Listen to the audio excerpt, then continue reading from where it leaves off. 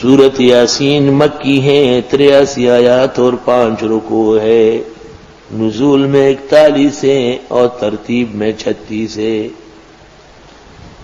یہ وہ سورت ہے جس کے لیے کہا گیا قرآن کا دل، لکل شیء قلب وقلب القرآن یاسین۔ سورت یاسین کی فضیلت میں تقریباً 40 احادیث مروی ہے۔ قرآن کی کسی سورت کی فضیلت میں 40 احادیث نہیں ہے۔ حدیث میں ہے اقرؤوا علی موتاکم یاسین، اپنے مردوں کو سورت یاسین پڑھ کے سناؤ۔ موتا سیموت باعتبار ما یؤول الیہ، جو مرنے لگے ان کو یاسین سناؤ، اللہ اس کی برکت سے اس کی زندگی پوری کر دے گا۔ اگر عمر ہے آرام آ جائے گا، اور نہیں ہے تو روح بآسانی نکلے گی۔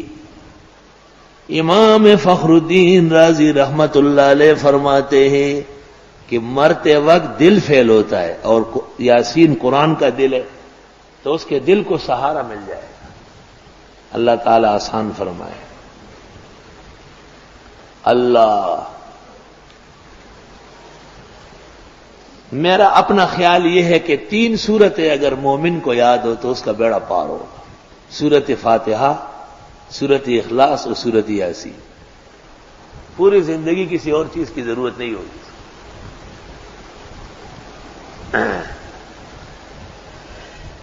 اب میں ویسے کہتا تو نہیں ہوں، لیکن جس دل میں سورت یاسین نہیں ہو، میرا خیال ہے کہ شاید اس میں ایمان رہے، مشکل ہے۔ خدا کا اپنا فضل ہی ہوگا۔ اور وہ طالب اور عالم، وہ تو اس قابل نہیں ہے کہ اسے طالب و عالم کہا جائے جس کو سورت یاسین یاد نہ ہو۔ 24 گھنٹے میں 1 دفعہ پڑھنا ضروری ہے۔ سورت یاسین پڑھنے کے بعد ہر شخص مستجاب الدعوات ہو جاتا ہے، اسے مخلوق سے شکایت کا موقع ختم ہو جائے گا۔ رات کو دعا مانگے گا، صبح ملے گا، صبح کو دعا مانگے گا، زور تک ہو جائے گا۔ کاش کے لوگوں نے اپنے توانائی بے عملی میں ضائع کر دی۔ اتنا بڑا خزانہ، خدا کی قسم اگر اس سورت کی میں تفسیر کر لوں 23 رمضان تک پوری نہیں ہو، اس لیے میں اس کی تفسیر کرتا ہی نہیں کر سکتا، ہمت نہیں ہے بالکل۔ تمام قرآن جو اب تک آپ نے پڑھا ہے ابتدائی 3 آیتوں میں موجود ہے، اور سارا قرآن جو آگے آ رہا ہے اس کے بعد 2 آیتوں میں موجود ہے۔ گزشتہ آسمانی کتابوں کا سارا علم یاسین میں ہے۔ کہتے ہیں کہ امام شافعی نے امام محمد سے کہا تھا کہ سورت یاسین پڑھا سکتے ہو؟ تو امام محمد نے کہا کہ پڑھا لوں گا، لیکن 90 اونٹ لانا پڑے گا، یعنی اتنی بڑی تفسیر ہوگی کہ 90 ابل پر لدواری پڑے گی۔ بالکل بجا فرمایا ہے۔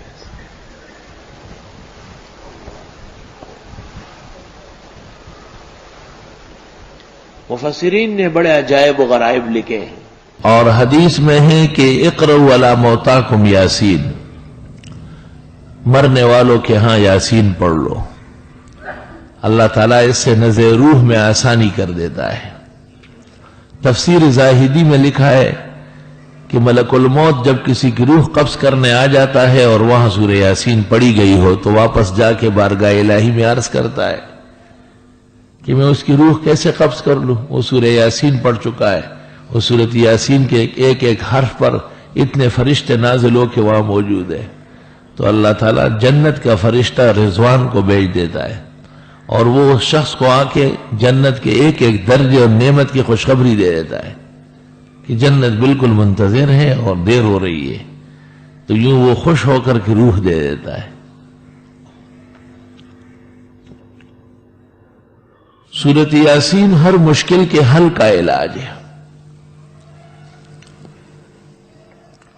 اور اس میں 3-4 روایتیں۔ ایک روایت میں کہ 1 دفعہ یاسین پڑھنا 2 قرآن کے برابر ہے، دوسری روایت میں کہ جو فجر کے بعد یاسین پڑھ لے 10 قرآن کے برابر ہے، اور تیسری روایت میں کہ 1 دفعہ سورہ یاسین کی تلاوت 25 دفعہ قرآن کریم پڑھنے کے برابر ہے۔ سورۃ یاسین رات کو پڑھنا علیحدہ عمل ہے، اس کی علیحدہ برکات ہے، جیسے عزت کا تحفظ، رزق کی برکت، مصیبتوں کا ٹل جانا، پریشانیوں کا دور ہونا، مشکلات کا حل ہونا، یہ رات کے پڑھنے کا عمل ہے، اور جتنی دیر سے پڑھی جائے اس قدر مؤثر ہے۔ اور دن کے اندر پڑھنے سے فتوحات ہوتی ہے، مرادیں ملتی ہے، آدمی پر کسی کا غلبہ نہیں ہو سکتا ہے۔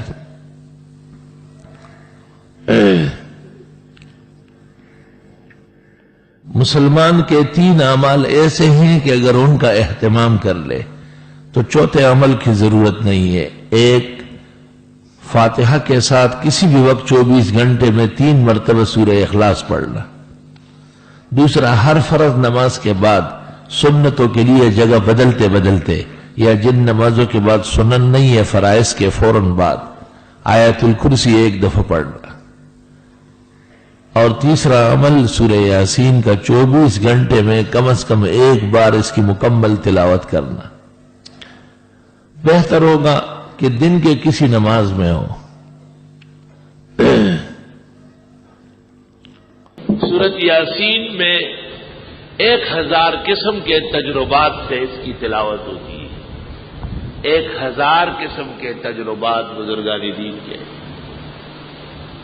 ہر تجربہ جو نص کے خلاف نہیں ہے معتبر ہے، اور اس پر عقیدت مندوں کو فائدہ پہنچتا ہے۔ ہمارا ایک طریقہ ہے اس کے پڑھنے کا، اپنی دعائیں سفید کاغذ پر لکھ لو، 3 دفعہ سورہ فاتحہ، 3 دفعہ آیت الکرسی، 3 دفعہ 4 قل، اور 3 دفعہ درود ابراہیمی پڑھ لے، اور پھر وہ دعا پڑھ لے لکھی ہوئی، پھر سورۃ یاسین شروع کر لے،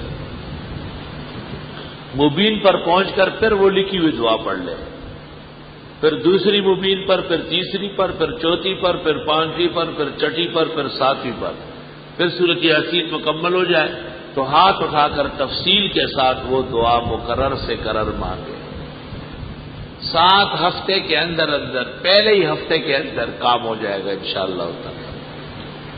سب کو اجازت ہے، جنہوں نے سمجھا نہیں ہے ان کو بالکل اجازت نہیں، جو سمجھ چکے ہیں ان کو اجازت، نہ سمجھ تو حقیقت میں دشمن کتاب و سنت ہے، اس کو وظیفہ دینا تو خنزیر کے گلے میں موتیوں کا ہار ڈالنا ہے،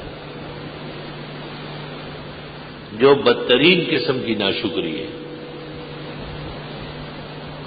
سب سے بدترین کائنات وہی ہے کہ جب قیمتی بات ہو تو وہ توجہ ہی نہ دے۔ فَذَلَّلْنَاهَا لَهُمْ، ان کو تابع کیا ہے، ان کے لیے ان کے سامنے ذلیل کیا ہے۔ فَمِنْهَا رَكُوبُهُمْ، ان میں سے باز کی سواری کرتے ہیں، وَمِنْهَا يَأْكُلُونَ، اور ان میں سے یہ کھاتے بھی، گھوڑے کی سواری، گدھے کی سواری، خچر کی سواری، اونٹ کی سواری، اور حلال جانور کھاتے۔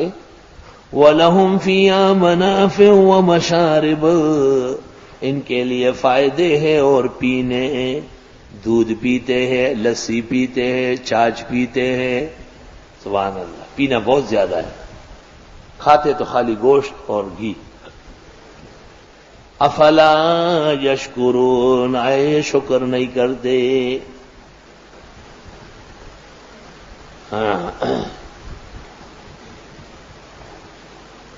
کیا ہے وہ؟